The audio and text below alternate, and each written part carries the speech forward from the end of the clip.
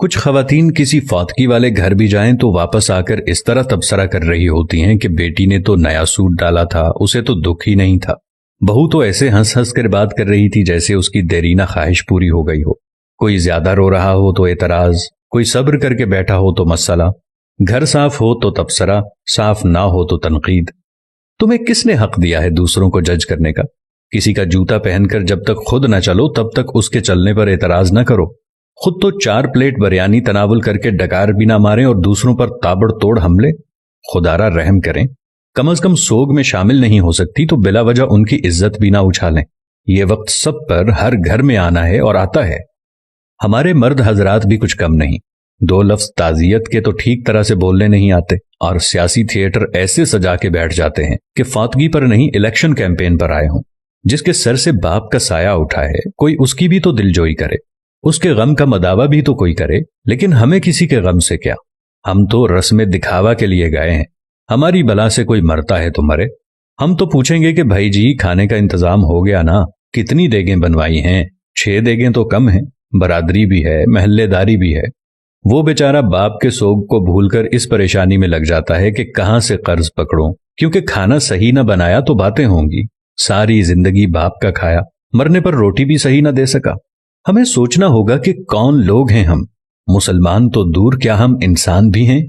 جانوروں کا بھی کوئی مر جائے تو وہ ایسے دعوتیں نہیں اڑاتے، اور اشرف المخلوقات کا تاج پہن کر حیوانیت کی ساری حدیں عبور کر جانا کہاں کی انسانیت ہے؟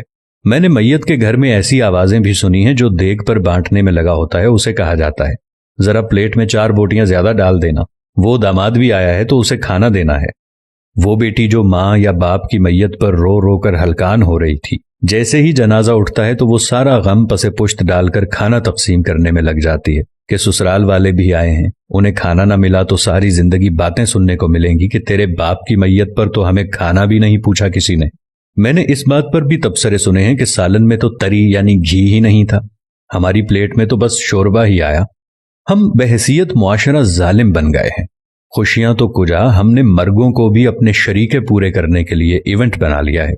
جب میں کہتا ہوں الہی میرا احوال دیکھ، حکم ہوتا ہے بندے ذرا نامہ اعمال دیکھ۔ کچھ سوال آپ کے ضمیر کے دروازے پر چھوڑ رہا ہوں۔ کیا ہم فطیدگی کے کھانے کا بائیکاٹ نہیں کر سکتے؟ کیا ہم بھوک لگنے پر بازار سے کھانا نہیں کھا سکتے؟ کیا ہم گھر میں ایسا اصول نہیں بنا سکتے کہ خاندان میں کوئی کسی کی فطیدگی پر نہیں کھائے گا؟ سوچئے گا ضرور۔ اگر میری کسی بات یا عمل سے کسی بھائی یا دوست کو کچھ ناگوار گزرا ہو تو ان سے نہایت ادب و احترام سے معذرت۔ اب یہ ہم پہ ہے کہ ہم اس بات کو آگے پھیلاتے ہیں کہ محض ایک ویڈیو دیکھ کر گزار دیتے ہیں۔ بات مناسب لگے تو ایک لمحہ ضائع کیے بغیر شیئر کر دیجیے گا تاکہ اصلاح کا یہ سلسلہ جاری و ساری رہے۔ جزاکم اللہ خیر۔